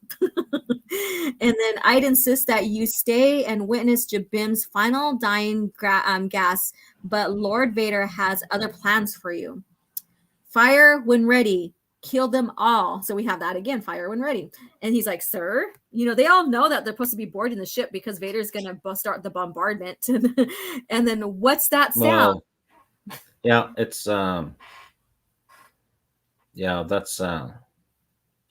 that's what he's reacting to, though. Mm-hmm. Yep, exactly. Yep. And he says the bombardment. And then so we see them shooting down. He's like, no. And they know better. They know once Vader makes up his mind, he's not going to change it. Right. He's that kind of person. He's like, do it and do it when I tell you. If not, then that's too bad. That's too bad. That's good parenting in a sense. No, if that's kind of morbid. If you have children, you understand, like when you tell your kid to do something and they hee-haw about it, and then you're like, you have to put your foot down. This is basically what Vader's doing. He's like, he set the rules and you didn't move quick enough. And so now you gotta, bear the consequences. We shot the kitten because of you. We shot the kitten because of you. You did not. Yeah. That was such a morbid analogy right there, but you kind of knew the point I was getting at. All right. So now, we have Luke taking action here a little bit, and so Nolan as well. And then you could, he's got his blade right here, and then they're like, Luke. And he kind of got his jacket. Almost looks like he took off his arm, but it's not, we know his arm's behind him. It's just how he's standing. And then, so now it's back to Anakin Saber. So that's interesting. Yeah, it's probably just a blooper. Yeah, probably. Yeah. Continuity mistake. Right. And then so he summons the saber. You're wrong, Thorn. And so he's not summoning it. Someone's throwing it. Is it being thrown? I thought he was summoning it. Bounces off the ground towards him. Oh, the guy says catch. Where does he say? Oh, there we go. Okay, yeah. Sorry. Okay. Well, anyway, so he gets the saber thrown towards him, and he goes, "You're wrong, Thorn. My father wasn't perfect, but he was a good man and a honorable Jedi." And then he goes, "And so am I." Oof. And then there you go. Right through the chest. And then so he blocks, so we do see, some action from Luke here, and he, gets the stormtrooper here. If you want so badly to compare yourself to your father, then you can just can join him in hell. Die, Skywalker. So there you go. Little does he know he's going to try to shoot him, but he has no idea what he should have known what he can do he could block, but no, he doesn't. Nolan then shoots back, no, and then shoots him. And, we have a lot of action going on here, and they all find cover. This changes nothing, he says, Thorn says, even though he's dying. You'll die here at a failure, just as your father did. His father didn't die there, though. Well, he did. He stabbed him in the back. Oh, he's talking to Nolan. That's right. Sorry. Yeah. I'm still thinking about Vader. I'm like, his father didn't die there. That's right, though. And then, so be it, sir. And then he's all, Sir Nolan, we have to find cover. And he goes, round up the others and head for those transports. And then, so we go back into thoughts here. Our only hope is to head underground. We have to get into the mines. So that's where he's sending them, is into the mines to seek shelter. So there you go. And then we have the X-Wings here. And then we have Nira. I've located Luke. Get us in close. I'll bring him in through the cargo hold, she tells her. And so we have Wedge and Hobby. It's Wedge and Hobby. And then they're all like, Luke. And the Empire knows we're here. And then she says, Luke, come on. So they're like, getting out of the situation here. And Luke says, I know, Leia, you have to get out of here. You have to get back to the fleet and tell them what's happening here. He goes, I'm staying. And Nolan's like, what? So we have Luke finally like deciding what he needs to do for himself. That's He's out of the basically he's doing what Anakin didn't. right. And then Nolan says, "That's out of the question, Luke. You'll die if you stay, and the Alliance will lose more than just one of their soldiers. You're more important to the rebellion and to the rest of the galaxy and anything that's happening here." And then so Luke says, "I'm the reason the Empire's here. I'm responsible for all of this. My father abandoned you when you needed him the most. I won't do the same." And then Nolan says, "You stubborn fool, can't you see? When your father fought here, his focus he focused only on the strategies and logistics of the war, ignoring the human cost. You, on the other hand, despite our anger, hostility towards you, you made our cause your own. You fought alongside us as one of us. You haven't repeated Anakin's sins. You've redeemed them." Ooh, the strong words there, redemption right there. "The name Skywalker will now be spoken of with respect. Thorne was right. Your father would be proud of you, Luke." There you go. There you go. And then Luke says, "Come with us." Oh, hopeful Luke. "Then with your help, the Alliance can liberate Jabim." And then Nolan says, "I can't do that. Your place is with the rebellion. My people need me here. I spent my life running from my own father's shadow. It's time I stopped and let my anger towards him go. He put his heart and soul into saving this planet. I won't let that be for nothing. Goodbye, Luke." And then Luke says, "May the Force be with you, all of you." And then he jumps on. And then Nolan says, "So get us to those mines." And then Leia says, "I have him, Dantills. Get us out of here." And she says, "Copy that. Strap yourselves in. I'm jumping to hyperspace as soon as we clear those Star Destroyers." Oh, mind you, she can't jump from atmosphere. She has to clear the Star Destroyers. They're outside of atmosphere, right? Mm-hmm. If we clear those Star Destroyers. Because the Star Destroyers are blocking the hyperspace lane, which is what they're doing in the Battle of Hoth as well. Right. Exactly. And then he goes on, "My lord, we have 3 unidentified crafts coming fast. 2 are X-Wing class fighters." Then Leia says, "Luke, if what they said about your father is true, there had to be a good reason for what he did. He was a hero. Don't let them take that from you." So there we go. And they're eluding our patrols. They're getting through. And they go on, and then they go on to say, I think Wedge and Hobbies are communicating here. "This is about to get hot, Dantills. Hobby, I will draw their fire." "Will what?" So he's like, "What are we doing?" "We'll be right behind you, we hope." So they only got the X-Wings to escort him to get out of there, compared to this, this little fleet here, that's going on. And so there we go. "If anything, what's happened here makes me love him even more. I only wish he could see me, see what I'm becoming, see that I escaped Tatooine and am following in his footsteps." Ooh. And then so we have Vader here. "Commander Demings, do not let the rebels escape." So now they're in full battle here. And then so we have Luke reflecting here, just like we had Nolan reflecting back on their fathers. "There's something else, something peculiar. Nolan told me Obi-Wan Kenobi was here on Jabim with my father." Ooh, that's a good one too, that we really never covered. "Jabin with my father, fighting alongside the clones, that he actually died here. Ben never mentioned any of this." Remember that? Remember when Anakin was so torn because he thought Obi-Wan died, but then he realized too that he didn't feel his death either, so he went out to look for him. Yeah, and the people of Jabim wouldn't know any better. They would think he was dead. Right. And then so Leia says, "I'm sure he would have if he had more time. You had more time together." And then Luke says, "Would he? What happened on Jabim must have been an important moment in my father's life. So there we go. And then we have his father looking out at the stars. And then Wedge says, that's got it. We're clear. Jump to hyperspace now. And he goes, I can't help but wonder. So Luke's contemplating, they're getting ready to jump into hyperspace. They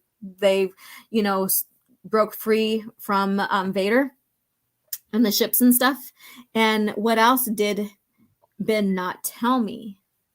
So, and there you go. And then we have Vader here with his fleet, his people, and he's all, my lord. He says, I'll interrogate the prisoner Joran Soul personally. Ooh, you don't want to be interrogated by Vader. And he's like, what? No. And then Hez, help me. Don't let them do this. I'll make this right, Joran. Somehow, I promise you. And that's the end right there. The end. So there we go. So we get a glimpse of Luke still learning about his father, his heritage, what happened. This is a great story alongside Battle of Jabim. So Stig, you want to summarize or tell your what you liked about this and stuff?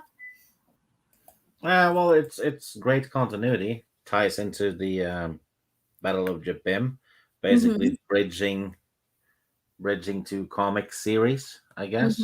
Yeah. The Battle of Jabim is absolutely the better story, though. Yeah. But this was a nice conclusion to it. Yeah. I like the reflection of like the fathers and the sons here. So, and I think it was well done. And I think that, this is needed in Star Wars in a sense, but I think it was more or less respectfully done. It gave us a great way to look at Anakin and how he started turning and, and then when we get to Luke, then, he's, learning about his father, which he was never told about, regarding Anakin and learning more history there, and stuff that was never spoken of, because we know that in Star Wars history, Palpatine covered up a lot of things when it came to some events in the Clone Wars, especially when it came to Anakin. So, and, and probably Vader himself too. And then we had Beru and Owen, who knew just a little bit about Anakin, but whatever they knew, they didn't want Luke to know. So really good. Soul Assassin Man, today isn't my day. Internet is going off and on. I'm so sorry. So sorry that's happening. Yeah, we've had, the winds are not bad. They're going a little bit strong, but it weren't bad as that was like 2 days ago. Cavatino, hello, how are you doing? Resistance had bombs in The Last Jedi, but the First Orders were not sold any.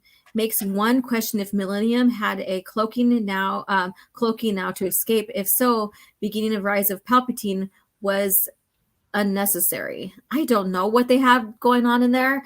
The Resistance or the First Order, they should have everything, right? They are a huge fleet, everything like that. They are a huge presence. They should be equipped with everything. So it still doesn't make sense for not bombarding and stuff like that. Really, it doesn't. What happened to the TIE bombers? Right. Yep. And then Vertical Horizon says the story had heart. Even as a small size story, it was respected. Yeah, it was very good. Yeah. And I like I said, I like the reflections of both Luke and Nolan on their fathers, because, it kind of shared, even though Nolan's father didn't turn like Anakin did, it still shared a dark side of him in a sense, because when he was describing his father, it also kind of like mirrored Vader or Anakin in a sense, and so a lot of BS, a lot went down in Battle of Jabim, and when they finally talked about Obi-Wan, about, them saying that he died, they didn't know that he was pulled out and taken by Asajj. And and taken captive and stuff. They thought he died. And of course, we didn't get a chance to have Obi-Wan fully sit down and discuss details with Luke, because at the time there was no time. He did leave him a journal, and it was accounts of what happened in the past. And I know he spoke about Asajj in the Legends of Obi-Wan Kenobi, which is original EU too. So he does talk a bit about the Clone Wars as well, but not necessarily Jabim. So this is an overall great storyline to battle Jabim. So there you go. All right. So people in the chat, what did you think? Have you read Battle of Jabim? And if you haven't, will this make you want to go back and read it? I highly recommend it. So share it in the chat. So, all right, I'm going to go ahead and take this off the screen here. We do have some other ones coming up. And like I said, Stig may be down maybe next Thursday for recovery and stuff. So, but I will still be here for coffee chat. So either we'll go over one comic, or we'll just we'll nerd out about Star Wars EU and stuff, and I'll pick a topic, and when you guys can ask questions and stuff, and we can interact like how coffee chat first began, and we can have some fun with that. And then so Miss Martin Muses says yay, and then oh, my Vader cod piece is very prominent in that illustration. I just took it down too. Let me check. Let me get it back up here again. Oh my goodness. Oh yeah. Let's see. Share screen and window. And he must be talking about this then. Yeah. There you go. And he's like his cod piece. Why does he even have a cod piece? His dick burned off. Maybe it didn't. We don't know. And then Vertical Horizons. Haven't read it yet, but your guys' review making me want to pick it up. Yeah, do it. Do it.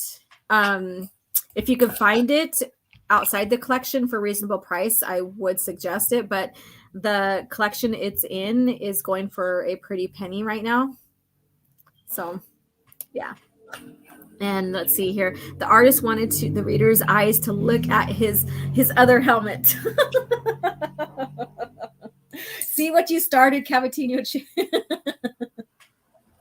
Oh, goodness gracious. Oh man, yeah. So do you have anything else you want to add, or do you have any announcements or Star Wars things that you want to chat about, Stig? No. Ooh. All right. Let me see here. What was I looking at last night that I noticed that maybe, or let me see here. There's a couple of things I shared last night that I thought was kind of crazy.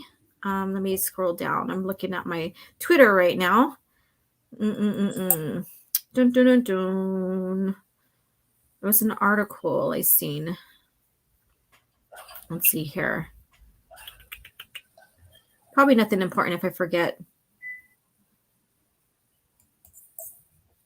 Oh, yeah.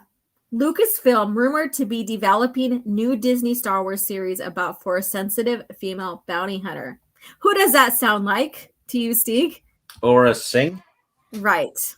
I bet you Filoni's just going to rip off the Aura Singh backstory from the comics and put it in a new character, because it's already fucked up Aura Singh, because that dumbass didn't know she was Force-sensitive when he made the Clone Wars. Mm-hmm. Right. She was a former Padawan turned bounty hunter. Yeah. He didn't know that. No, he didn't. The guy who's writing the Clone Wars show didn't know what one of the most prominent characters in the Clone Wars was all about. Yeah. Soul assassin. Force sensitive female bounty hunter. Oof. Face palm right there. And then I just saw Twitter Disney 50th anniversary Revan figure is being released. And then How Revan could it be a 50th anniversary Revan figure? Revan's not 50 years old. You would think that they would do something like from the OT as the 50th anniversary because, Yeah. you know, like the only reason they're doing this is to build hype for the KOTOR remake. And I think they're going to do something KOTOR related for the big screen soon. I'm going to laugh if that is the Rian Johnson trilogy. Yeah, I'm already laughing about it. Yeah, because I looked at his IMDb page, and coming up soon, he has time. Yeah, there's a lot of free time for him coming up. Oh, that is gonna cry. That is gonna give these Rian Johnson, but still Disney Star Wars supporters, a re-effect. They're gonna and what's so crazy about that is like, yeah, I really understand how much the Disney trilogy messed up the initial lore. Like, just take the EU out of it and just compare it to the rest of the movies that George made. It really screws up the lore, right? And it's not only The Last Jedi, but the EU you could actually just put aside because it doesn't even matter because it did get removed from the equation. But if you only go by how they screw up the movies, it's more than bad enough. Yeah. I mean, there's pretty much plot holes in every product they've done because the people who wrote them didn't watch the movies. They didn't pay attention while watching the 6 movies, which is, I mean, it's 12 hours of research. That's it. That's all you have to do. Yeah. You know, pay attention. Pay attention, do something. Yeah. And so with that, and my point is that these people who do not like the DT, and mind you, I don't like Disney Star Wars. There's nothing really for me. I will give credit where credit's due. With something like I see that looks good, like maybe, I don't know, I can't think of anything right now. But so the thing is like, okay, so they hate the DT, but then every time a new thing's shiny dangled in front of them, like Luke Skywalker, they go back to Disney. But there's a hypocrisy in that because they say ban Disney Plus or cancel Disney Plus, or, you know, the Disney trilogy screwed everything up, right? But then they praise new characters, previous characters coming in like Boba Fett, even though they're going to change them just like they did Luke Skywalker. So there's a lot of hypocrisy here. There really is. Yeah, and I mean, you know, the standing with Gina Carano, that's just virtue signaling, because they only stood with Gina Carano until the Bad Batch happened. Then they were back at supporting Disney. Yeah, you know, people are like, "Oh, I'm doing it for my channel." Oh yeah, so your integrity only goes that far. Yeah. But it's very weird to see people go, yeah, they got rid of Cara Dune from The Mandalorian. That was the last straw. I'm going to quit Star Wars now. I'm like, so Cara Dune was in what, 6 episodes of The Mandalorian? Something like that. She's a tiny character, really. So them screwing up Cara Dune, that's the problem. Not Han, Luke, Leia, and Lando. Right. That wasn't the problem. That didn't make you go away. Yeah. But Cara Dune, 6 episodes of a TV show. Right. That's where the line was crossed. Yeah, compared to established characters. Yeah. And priorities. I will continue to say this because to me, that there has to be logic to this. There has to be, like, if you're going to be so pissed off about how much they bastardized Luke's character, then Han, then Leia, but then you're okay with them changing up and bastardizing the character of, like, for example, Boba Fett, since that's the hype right now, then if you're okay with them changing Boba Fett, then you should be okay with what they did with Luke and the rest of the characters, right? Yeah. So you stick with your morals and your stance there. That's how I see that. Stand your ground.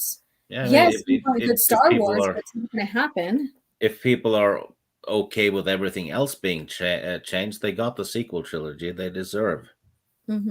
Yeah. Mind you, like what you like. And that's all we said, like what you like. Yeah. But the thing is like, okay, so if you're so pissed off at, Disney Star Wars for ruining Luke's arc, but then you're okay with them changing, like, again, I said, because he's the hype right now, Boba Fett, then I just call it hypocrisy, because if you're not okay with one, you shouldn't be okay with the rest of it. Right. And that's even if they bring in Mara Jade, for example. Don't praise it. She's not going to be the same. Thrawn was never the same. They changed his home planet. They changed how he was discovered by Palpatine. They changed his direction in his tactical thinking. He doesn't have tactical thinking. They turn him into Gargamel from the Smurfs. Right.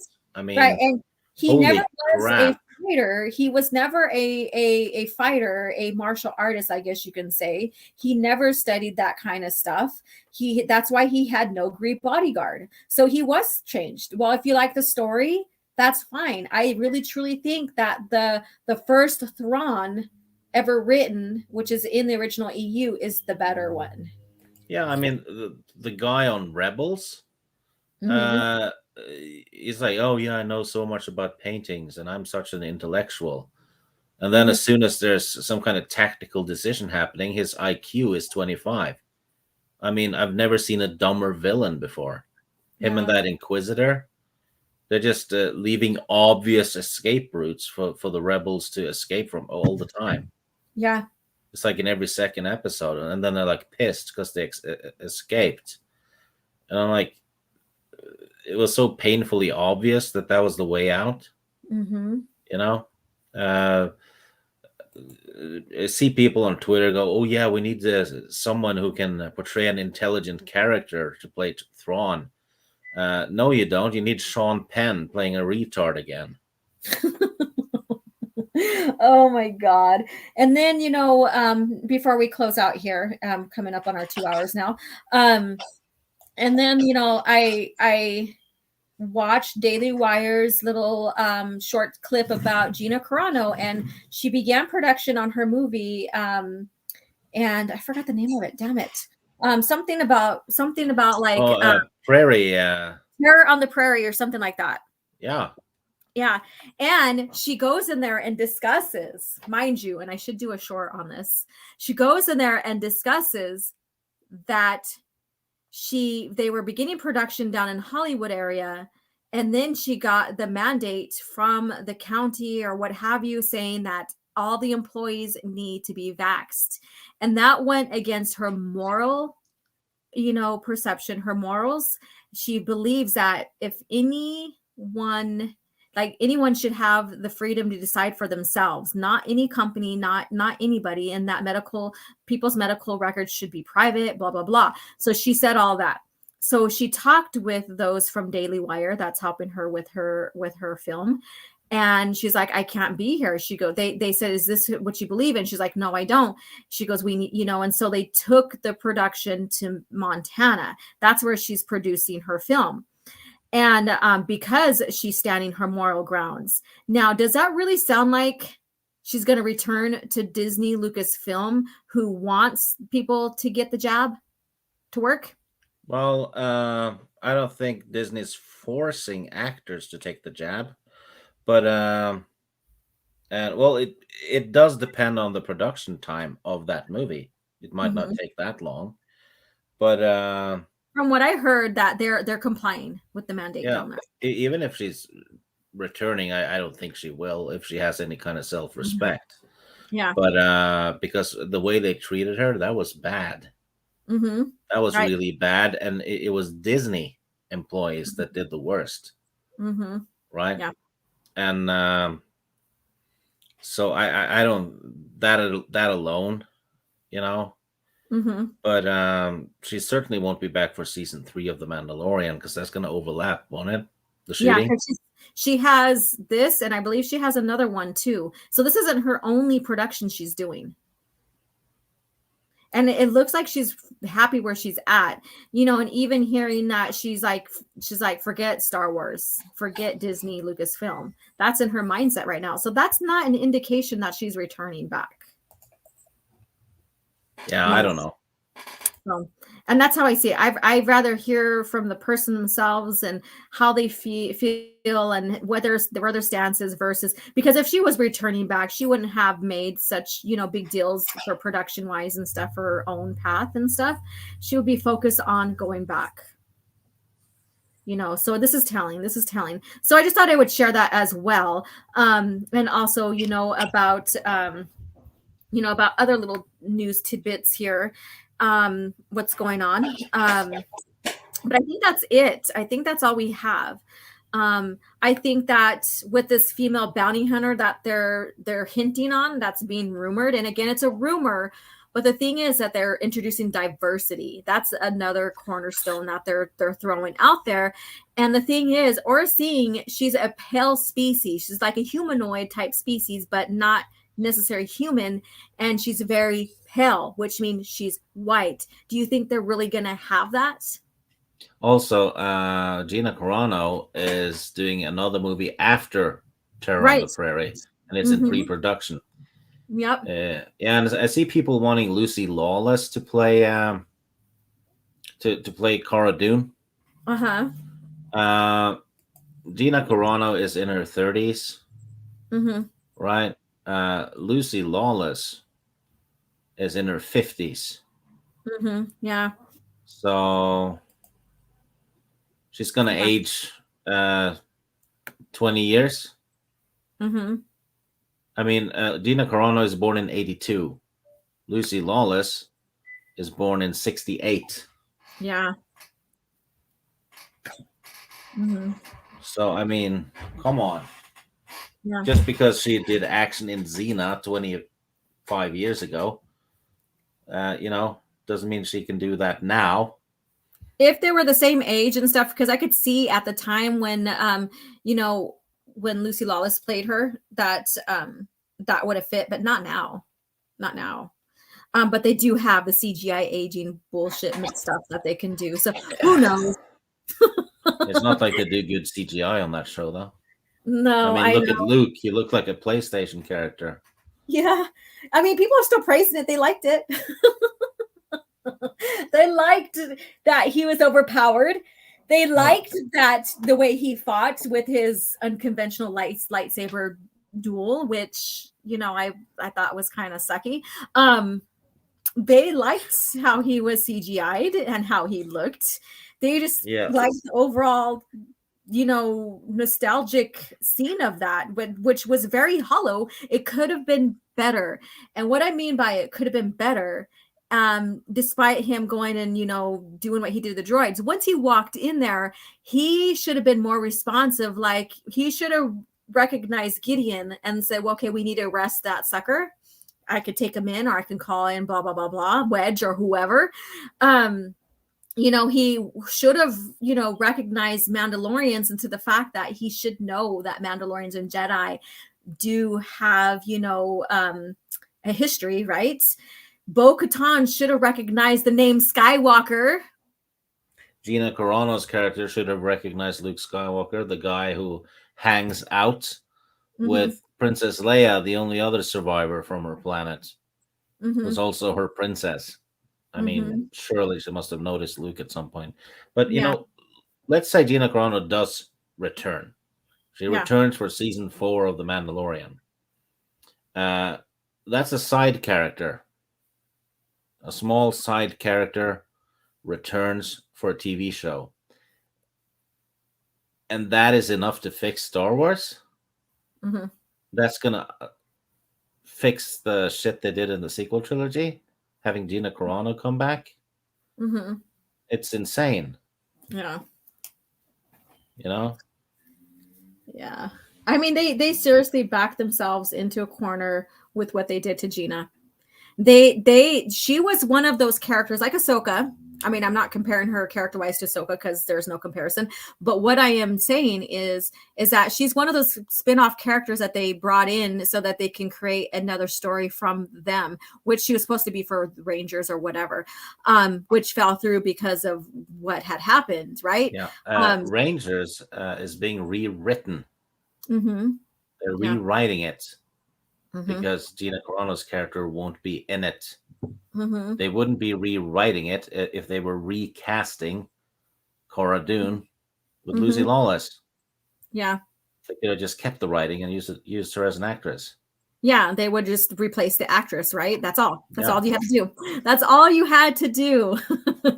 You know, and it's funny that, okay, I'm gonna go into some lore here, and I do research and stuff. I do, but anyways, but it's funny because another plot hole that they have in there is that by that time they started dismantling the New Republic military. They allowed systems to have their own small military forces. That's why Leia was trying to reach out to the different systems, right? But the New Republic did not have, they were demilitarizing. And this was because Mon Mothma wanted them to, which I find very funny because she should know better, because they didn't have a military when Palpatine started rising. See the conflicts in that. You know, so now they're doing, like, now they have these like little sheriff or ranger type patrols, you know, like, so when we seen the X-Wings basically try to pull over Din, they were just patrols, they were just policing, right? They're not really a military. And then so having Cara come back as a ranger, it's just that's just a police force, which I find very, very odd for a Star Wars to just have a police force, and that's it. But I digress. You know, so that's the gist of that. Yeah, so Gina Carano, Lucy Lawless is 53 years old. Wow. If she's gonna return for a season or play Cara Dune in season 4, was it, of The Mandalorian, she's gonna be 55. Yeah. Gina Carano is she was born in 82, so yeah. She's 39. Yeah, that's a big difference. Yeah, that is. I know people can age gracefully too, but still. So, and then Soul Assassin says Ahsoka's gonna outlast everything. Filoni won't let his boo die. And then Vertical says Ahsoka is going to upstage Luke in her show, and they will show that she is the better quote unquote Jedi than CGI Luke. Furry Filoni can't help himself. So they're really going back and forth on this, and they weren't patrols, they were cameos for Filoni to get his own toy to place next to Ahsoka.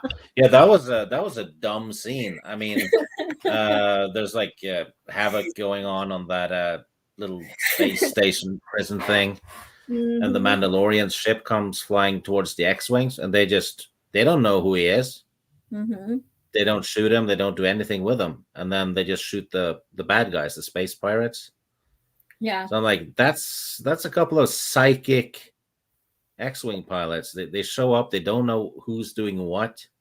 And they let the Mandalorian ship, which is a transport, actually, fly away from a prison. Yeah. I'm like, odds are that one's full of prisoners they just rescued, right? Yeah. But now they just let them fly past, no problem. They just no question, no problem. Yeah. And then when they finally do it, and this is only for a moment to have Ralph McQuarrie's artwork in the show, is that they pursue him, and then he wrecks onto that planet, I guess, or that asteroid or whatever it was. I don't remember what it was, where they had those big old spider species thingies where, you know, you know, so just to have the Ralph McQuarrie moment of bringing in that art. Yeah, it's just member berry baiting. That's all it is. Mm-hmm. And it works. I mean, I saw people lose their minds on Twitter because you got to see scout troopers in the trailer. Yeah. People are like, oh, this is so much like the OT. It has scout troopers in it. And I'm like, yeah, but that doesn't make it the OT just because they're there. Yeah. You know? Exactly. And then Gilderon has something here. Irony: Jedi used to be described as the system's sheriff, rangers, judicial guardians.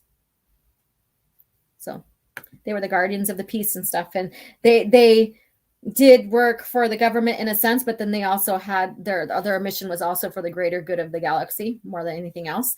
Soul Assassin Ahsoka is the bounty hunter. I'm calling it. No, they're trying to say that Jango's female clone, what was her name again? From Omega? Yeah. They're trying to say that she's going to be the bounty hunter, force user, sensitive person. Yeah. That's the rumor. Mind you, it's only a rumor, so I'm not saying it's true.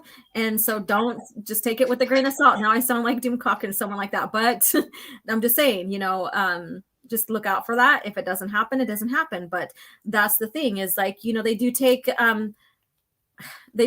what is good with the EU and then flip it and turn it into something that's recognizable but doesn't make sense. That's the best way to put it. That we really had a wonderful bounty hunter, for sensitive bounty hunter that had training, and that's Aura Singh, and so on. So Vertical Horizon show, go ahead.